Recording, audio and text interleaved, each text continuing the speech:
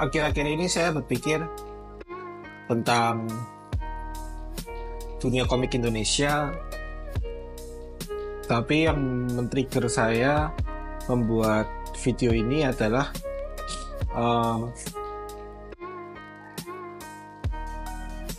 tulisan dari seseorang yang eh, bernama Gideon Hutapea yang berjudul Industri Komik Eksistensi.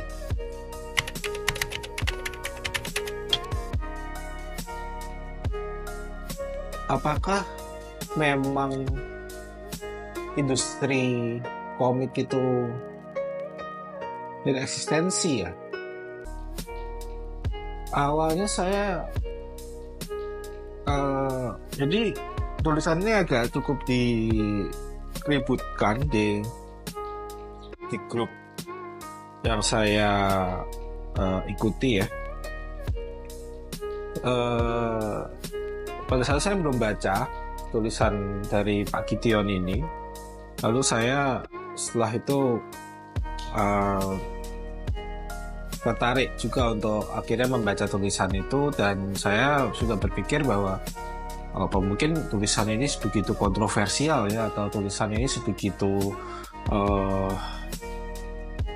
judging terhadap industri komik gitu. Tapi ternyata pada saat saya baca, yang menjadi masalah adalah lebih banyak kepala saya mangguk-mangguk. Aduh. Karena kalau kita, tentu aja kalau kita adalah praktisi di dunia komik, kita akan sedikit ada kayak semacam mengkontra ya. Tapi kalau kita coba melihat dari orang yang ada di luar dunia ini, dunia komik ini, itu saya rasa itu sangat masuk akal tulisan dari Pak Gideon ini. Dan kadang-kadang kita ini kayak tulisannya kayak semacam wake up call gitu bagi kita sebagai orang-orang yang memang berkecimpung di dunia komik gitu ya. Jangan sampai kita menjadi orang-orang yang denial gitu. Jujur saya merasa bahwa komikus adalah orang yang memiliki tingkat intelektual yang tinggi. Kita adalah kreator. Bahkan saya pernah berpikir bahwa kita ini layaknya dalam tanda kutip Tuhan bagi ciptaan kita gitu. Karena kita yang menentukan bagaimana cerita dari komik kita itu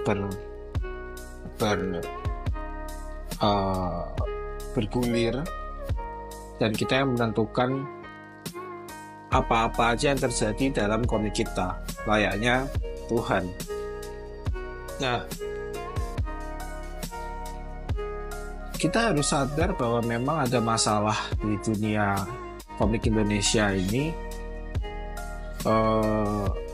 Kita mungkin berpikir bahwa semua baik-baik saja, sebenarnya tidak. Karena menurut saya mungkin yang mau saya address di sini adalah saya melihat bahwa dunia komik Indonesia ini ada di persimpangan jalan. Ini keresahan saya. Persimpangan jalan itu adalah di mana kita itu mau menjadi IP based service atau menjadi service based. Apa beda dari IP based dan service based? Di IP based itu kalau paling mudah kita bisa mencontohkan Jepang, di mana Jepang itu semuanya berhubungan dengan IP mereka, dan IP mereka itu menjadi tujuan bagi para orang-orang dalam ekosistem itu. Mereka membuat IP sebanyak-banyaknya lewat light novel, komik. Lalu dari dua ini dijadikan anime, dijadikan live action. Mereka berani membuat mungkin 100 anime dari 100 light novel, 100 anime dari 100 manga. Apalagi sekarang kalau kita perhatiin beberapa komik, beberapa anime di Jepang ya, itu dia bahkan menggunakan apa itu ya, 3D gitu ya, 3D CG yang kadang jelek banget gitu. Bahkan anime seperti Overlord yang sangat terkenal itu dia menggunakan 3D CG yang agak aneh ya menurut saya di season terakhirnya. Kemarin saya lihat anime apa ya judulnya ya, saya lupa. Oh, From Commonplace to the Strongest apa gitu, itu aduh ampun deh, dia aduh 3D-nya ngeri banget. Tapi mereka berani buat kayak gitu karena mereka merasa ini mirip kayak zaman startup aja gitu. Dia invest ke 100 IP, nanti tinggal dilihat mana yang berhasil, di pasar yang tentuin. Bahkan yang jelek-jelek kayak gitu pun juga ada yang baca, ada yang dengerin, ada yang nonton. Nah dari sana itu wah menggulungnya gila-gilaan. Kayak misal One Piece, Naruto, saya tahunya komik-komik lama ya, Inuyasha, Dragon Ball, ini sampai sekarang masih ada. Nah, walaupun betul politik tirai bambunya Jepang itu pun juga ada, dan sekarang mungkin sudah agak terbuka tuh karena Jepang sudah merasa wah ini kita nggak boleh gini-gini terus. Tapi saya akan bahas itu di waktu lain ya. Nah kayak Korea pun mereka juga mulai mengarah ke IP based industry, di mana mereka juga membuat banyak komik, banyak IP, dan pada saat mereka negara-negara yang IP based gini, mereka biasanya memiliki komikus-komikus yang cukup banyak, tapi harganya mahal-mahal. Jadi negara-negara yang IP based ini mencari negara-negara yang service based. Apa itu service base? Indonesia ini sudah mengarah ke service base, di mana komikus-komikus kita, artis-artis kita menjadi freelance atau bekerja full untuk mengembangkan IP-IP di luar negeri, dari luar negeri.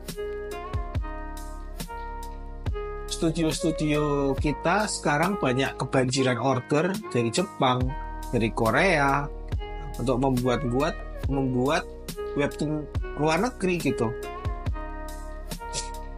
Dan apakah itu buruk? Kalau saya bilang kita nggak memiliki kemewahan untuk mengatakan ini buruk atau ini jelek, karena ini buruk atau ini bagus, maaf. Karena ya kita kadang-kadang nggak ada pilihan gitu kan.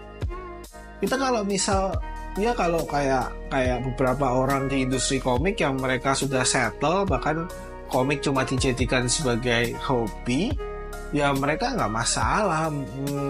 Mau kayak apa industrinya, mereka masih hidup karena mereka punya job utama. Tapi kalau misal kayak beberapa dari kita yang memang hidup matinya dari komik, bagaimana anaknya bisa makan itu dari komik, bagaimana istrinya bisa makan dari komik, bagaimana mereka bisa check out Shopee atau Tokopedia dari komik, ya nggak ada pilihan ya. Kalau misal memang uangnya dapatnya dari service, dari mereka membuatkan komik untuk luar negeri, ya pasti diambil aja gitu kan. Itu nggak kita nggak memiliki kemewahan itu gitu. Nah, tapi menurut saya kita tetap harus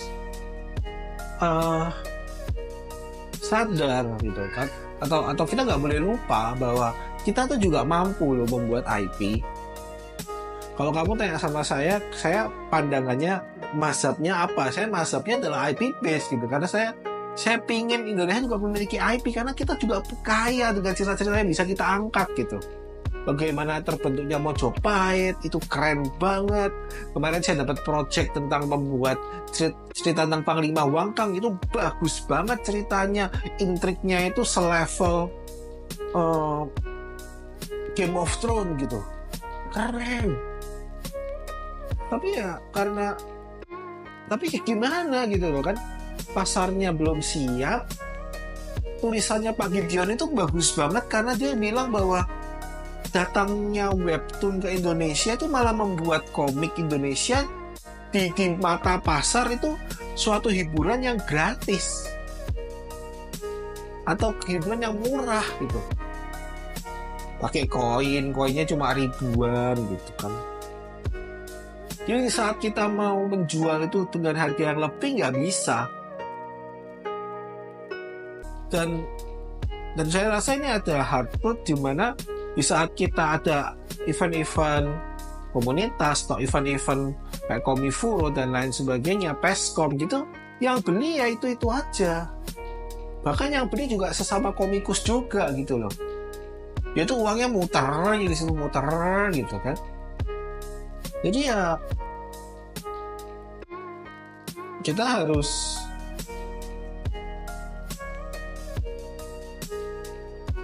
kamu tanya kita harus apa? Ya kita harus bertahan. Apapun itu. Kalau memang saat ini kita masih memiliki cuma masih bisa jadi service base, ya jadi service base tidak apa-apa lah. Yang penting tetap artisnya ada gitu. Tetap mereka bisa istilahnya nggak menjauh dari industri ini gitu. Nah, tapi pertanyaan lanjutannya, KMI mau ngapain gitu kan?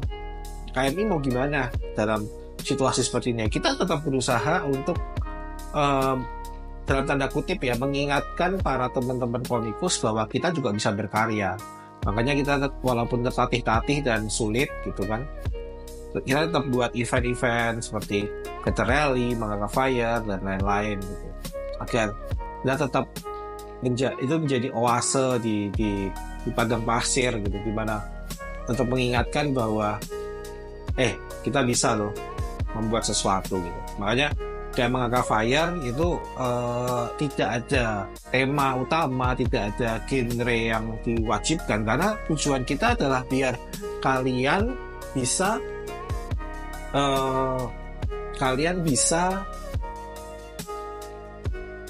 mengeksplorasi komik yang mau kalian buat.